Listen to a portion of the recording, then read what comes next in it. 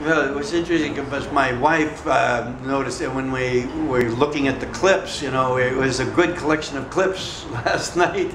Some of those I hadn't seen for a while.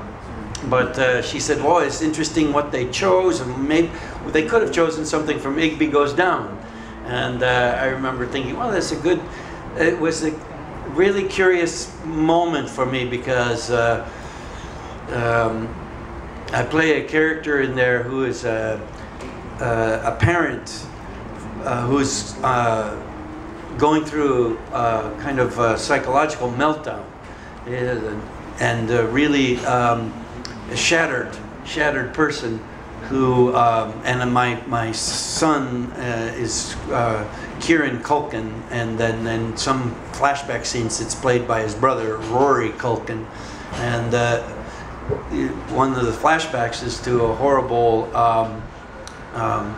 moment where my character is totally shattered and is slamming himself in a shower and bloodying himself and letting the water come down, and the small boy comes into the bathroom and realizes that I'm trying to kill myself inside this bathroom, and then I realized that my son is there, and I talked to him, and this was a very personal movie for me. My mother had psychiatric troubles all her life, and so growing up I experienced this. So this movie was for me a chance to enter into something, a dark room in my life. And so it wasn't the most important part of the movie. You know, it wasn't, the journey really was Kieran Culkin's journey. But to me, to chance to play that was as important as being the lead. The chance to try to get to a truth of what that condition is. You know, I felt like I had a mission. It wasn't. It was something I was called to do, and I had to try to bring my best to that. So, being called to do something because of a personal need is one thing. Being called to do something because you have an existing relationship with someone is something else. And there are two films in your career that were directed by the offspring of former collaborators, with Jake Kasdan and Jennifer Lynch. So what was it like having that existing relationship with their parents to come into projects like that? Yeah, I think there's something is interesting about those experiences, because you feel like the children sense there's something unresolved in something their parents did. You know, and I think both Jake Kasdan was someone I met when he was 13 during Accidental Tourist. We were shooting Accidental Tourist, and I thought, oh, he's the most interesting guy to talk to on the set. You know, maybe I just found him at 13 years old more interesting than most everybody else, or as interesting, or he was the only one talking to me back. So we built a relationship, and then I did Wyatt Earp with Larry Kasdan, and he was 19 then, and he was doing a documentary about the making of the Wyatt Earp. And again, I'm going, this guy is the most interesting guy to talk to. And at a certain point, I think because Tom Sizemore and I played the Masterson brothers, and Kevin Costner played Wyatt Earp, we had more time on our hands than Kevin did. And so if you're doing a making of film, you end up sitting in the craft service talking to Jake Kasdan for a long time. And he said, I'm going to write a movie for you. Because I think he sensed that I was sitting around and he wanted to see me working.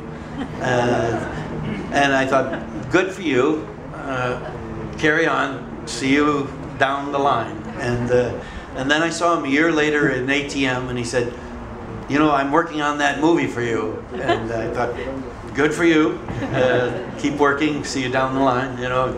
And then he was 21 the year after that, and all of a sudden I get this offer from Castle Rock Pictures, Zero Effect, to be directed by Jake Kasdan. Son of a gun, he did it.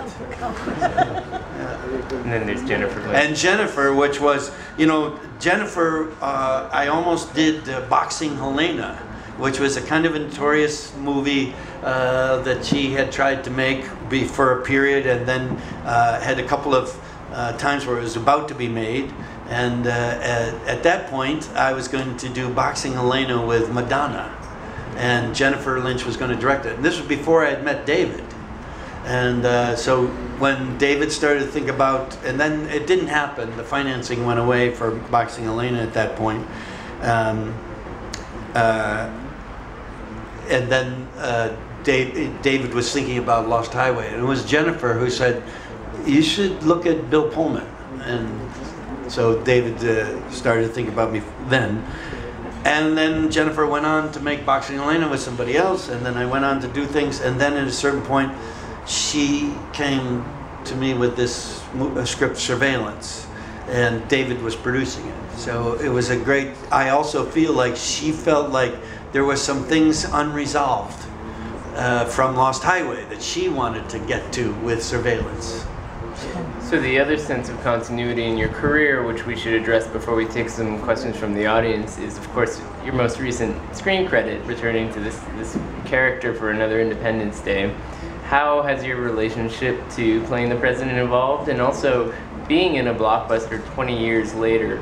It must be revealing in some ways to see sort of how the climate has changed. Yeah, it was.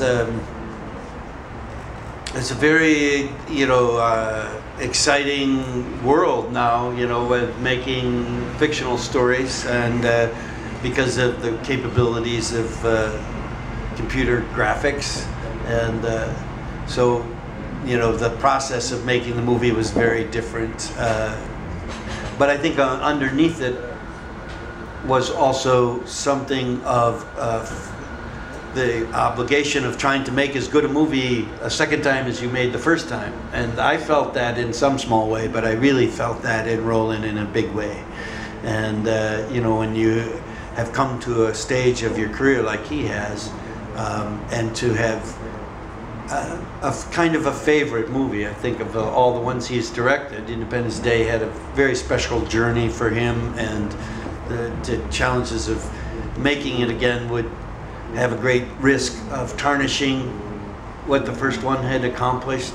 And so I felt that this was a big studio movie intended to make a lot of money, but it wasn't really, its genetics wasn't in making money. It was, genetics was in trying to tell the best story we could.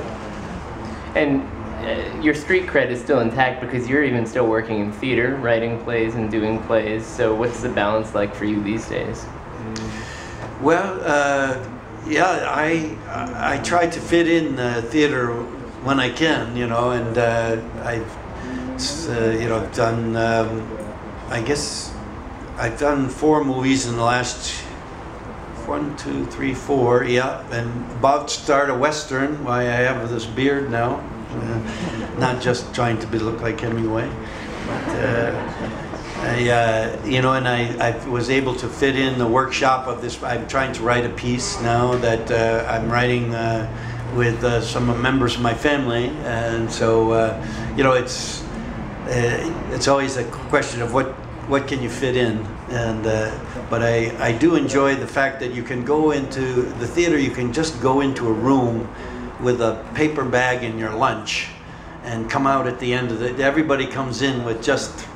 There's no cables, there's no electricity, there's no, there's sometimes in the rehearsal process in a room doing theater is the purest kind of experience, and you need to go to that simple laboratory as much as you can to feed everything else that comes out.